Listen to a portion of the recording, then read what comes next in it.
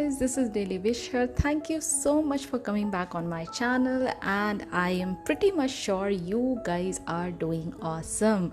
So today's video is going to be very special. It is going to give you so many answers, because there's this one question so many people are asking, is $1 million question: how to ignore the 3D world. Seems like an impossible task, isn't it? Let's make it very simple for you by making you understand the meaning of ignoring the 3D world and how you can actually do it. So before we start, I would like to tell you one of the very famous, most popular stories from Neville. So one day during the time of depression in 1933, I guess, the life was really very hard, and Neville had this desire to go to Barbados to meet his family, that too at the time of Christmas. Let me again remind you, this was the time of Great Depression. People were literally surviving. They were having really a hard time maintaining their livelihood. They were barely earning anything, and on top of that, Neville was a dancer by profession, and because money was hard to come by, no one could afford a dancer at that point of time, right? All the theaters were closed, and Neville literally had nothing. He was literally penniless. He was having really a hard time making a living. But he did have this very strong desire to go to Barbados to be with his family at the time of Christmas. But since he didn't have any money, he couldn't see this, he couldn't see any way he would have made this desire into a reality. So what did Neville do?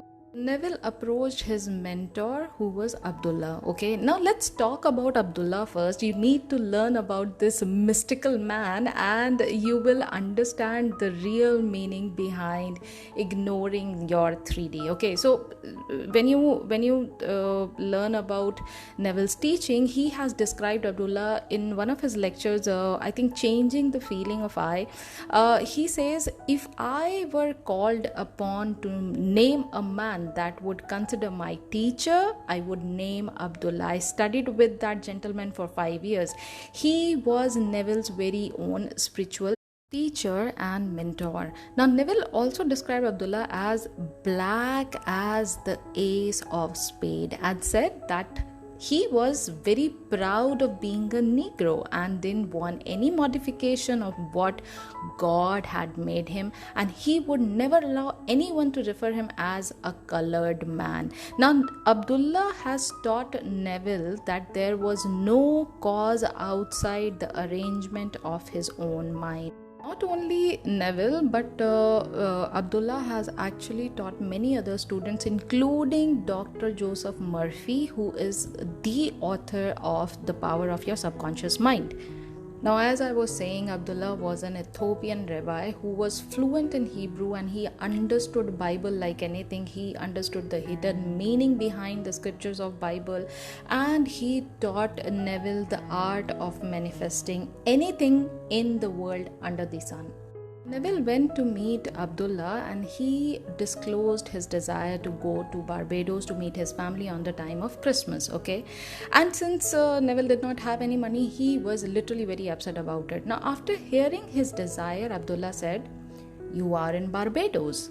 And he advised Neville to go to bed every night, knowing he was sleeping in his family's home in Barbados, and sleep in his wish fulfilled. Now, forget about Neville. Even anybody, for that matter, anyone who would have heard these kind of lines would be totally confused, because this is completely the opposite of what he was facing in his 3D reality, right?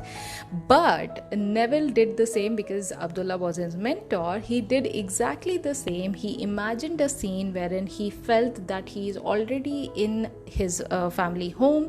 He is already in Barbados, and that too at the time of Christmas. He did it night after night after night, and a month passed by. Whole month was gone. But Neville didn't see any evidence of any progress, and he got really frustrated, and he went back to Abdullah and told him, if I don't make it to the next boat out, I won't make it to Barbados. And Abdullah told him, who told you? Who told you you are going to Barbados? You are already in Barbados. When you are in Barbados, you cannot discuss how you are going to Barbados because you are already in Barbados. And he slammed the door right in Neville's face and he went out. Now, this is a perfect example of living in the end taught by Abdullah. Because when you already see your reality in your wonderful human imagination, you must avoid anything that contradicts with that vision. So Abdullah slammed the door in Neville's face and went to his room and refused to discuss anything related with this matter. Anything at all related with this matter, right? Now, since Neville knew Abdullah really well, this was an invitation from him not to follow him and discuss this issue any further. Abdullah slammed the door every time Neville wanted to discuss this issue. It was very clear from Abdullah that he would not be even initiating any talks regarding this matter. Neville he simply wanted to figure out how he was going to Barbados since he had no money, and he was right on his part, he couldn't see it and how it would happen, so he was a little worried about it. He became more depressed, and since he was not having any answers, he kept on going back to Abdullah wanting to discuss the same thing, but Abdullah refused to involve himself in any of such conversation, and his only response was, you went to Barbados and you went first class. And he then slammed the door in the Neville face. Okay, now, after a few attempts, Neville finally understood his mistake. He finally got the idea that you cannot discuss anything about going to Barbados when you are already in Barbados. So that night, Neville did see himself again in Barbados and saw New York from a point of view of Barbados, just like Abdullah has advised him. He did exactly what Abdullah told him, and he started thinking from the end. And a few days later, just before Christmas, he successfully manifested his trip to Barbados. But again, there is a twist. He got a third class ticket for his journey by boat. But on the day when he was supposed to go, events naturally led Neville to go to Barbados first class. Isn't it an incredible story? I mean, every time I read it, every time I feel some kind of doubt, I go back to the basics, I read this story. This story demonstrates to us that indeed we do have the power to control our circumstances in our lives. How? By changing the state of consciousness, by believing that whatever we have desired, it has already been done, and it is the moment where you start living from the end. This is why it is extremely important to be like Abdullah while manifesting. Which means what? Which means that you need to be adamant, be stubborn, be determined. Alright, be so stable, just like Abdullah, who had unwavering faith in the state imagined, who knew he had his desire, who owned his desire and slammed the door to the rest of his 3D world. And he lived in the state of wish fulfilled, and the 3D has no other choice but to conform to it. You have nothing to lose. What is there to lose? You just have to change your state of consciousness from the lack to the desired fulfilled. Let's take an example, a practical example, okay? Let's say I wish to have $1 million in my life, or maybe, I want to be super rich, okay? Now, would I be checking my bank account before popping into a supermarket? Probably not, right? Would I only purchase cheapest brand in the supermarket? Probably not. Would I even have my day focused on money, or the worries related with money, or would I simply be enjoying my day? What is it going to be my final scene? What is it that is going to tell me that I am already rich? All right, just find that feeling, just find that final scene and start living from the end. And if you start living from the end, would you again go back and check your 3D whether this has happened or not? No, it is already there within you, right?